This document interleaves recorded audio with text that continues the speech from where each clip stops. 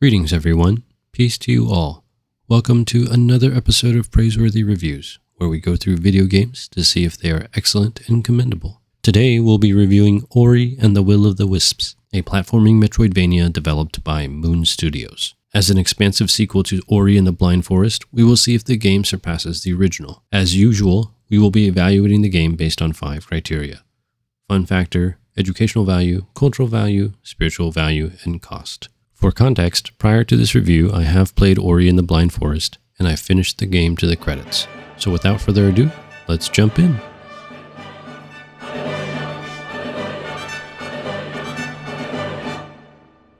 Players play as Ori, the titular light spirit from the first game, Ori and the Blind Forest. Players lead Ori to explore, fight, puzzle, and platform their way through the new region, Naiwen.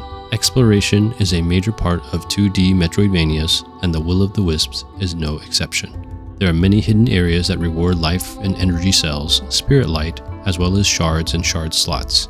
Finding hidden areas is exciting, although sometimes it was irritating that many of them require specific traversal abilities that may have not been unlocked yet.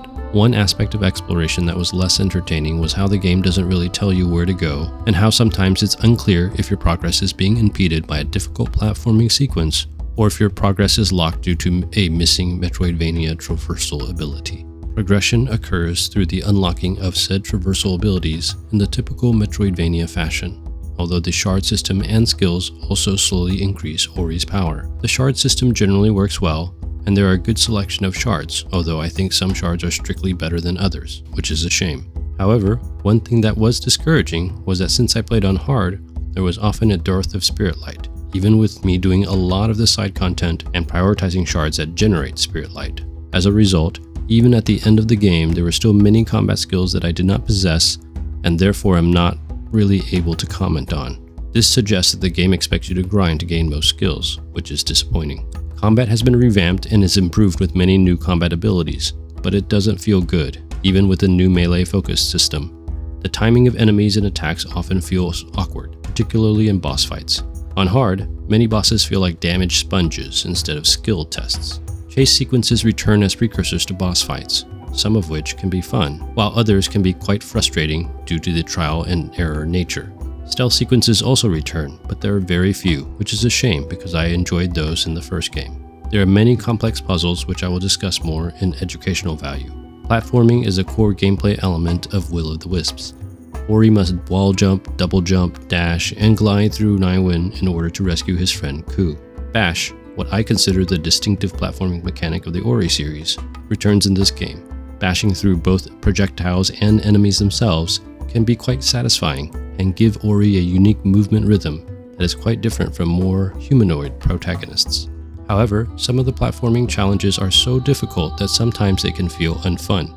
Even with what I generally consider improvements on most of the aspects of the core gameplay, some parts of the game felt a little tedious and overstayed their welcomes. As a result, I'm going to give Will of the Wisps 3 stars for fun factor. As a game based in a fantasy setting, the Will of the Wisps doesn't teach us much factual knowledge. None of the flora and fauna of the game seem real, except the owls. Motor skills can definitely be developed through the platforming sequences.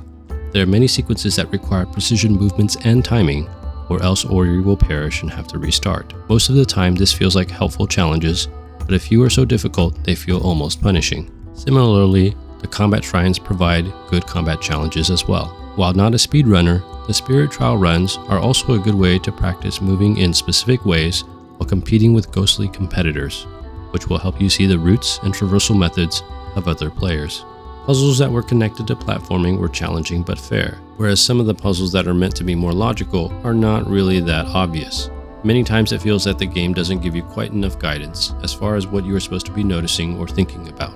Overall, based on the learning opportunities, and particularly the platforming challenges and speedruns, I'm going to give the game 4 stars for educational value. The art has been redone in a 3D style, but the differences are not that stark to me, although it has been a while since I played the first game. The visual style is beautiful, but I feel it lacks a distinct cohesive style, but that may just be my personal feeling. The music of the Will of the Wisps is a near-perfect accompaniment of classical music, with lots of wind instruments and tonal percussion, giving the game a light, airy mood in many situations, while still being able to convey some action and movement in others. Voice acting is difficult to gauge due to none of the dialogue using actual language.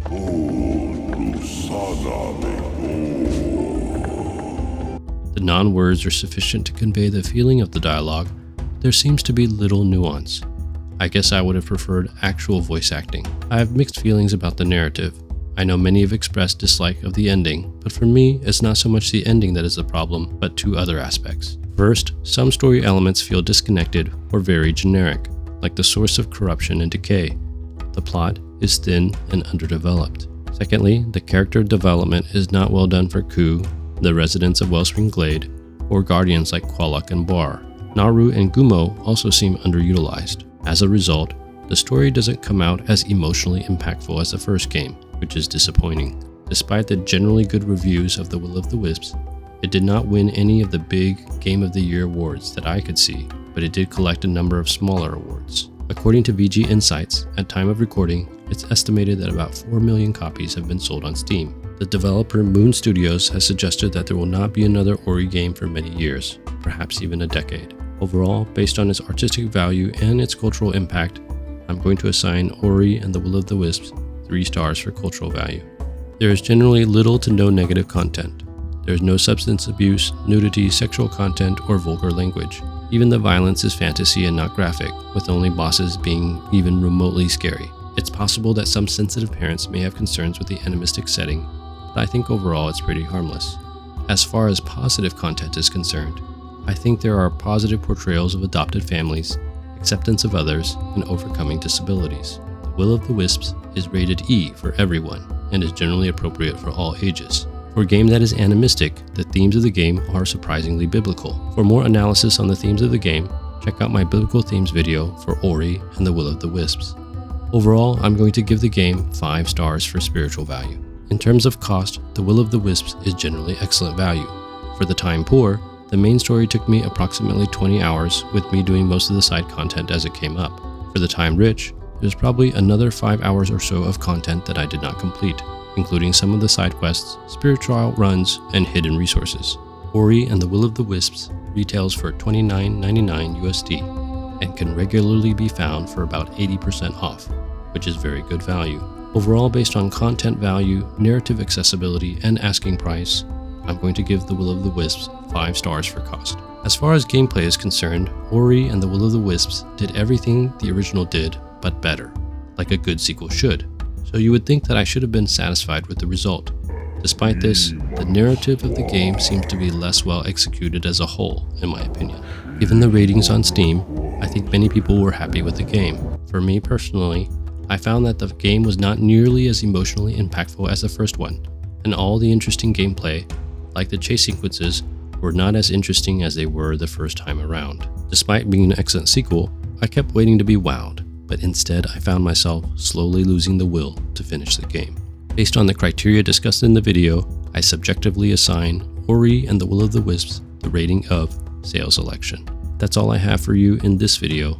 Bless you guys. Thank you so much for watching. I really appreciate it. If this video blessed you in some way, please consider watching some of my other videos, subscribing, or sharing with me some of your thoughts in the comments below.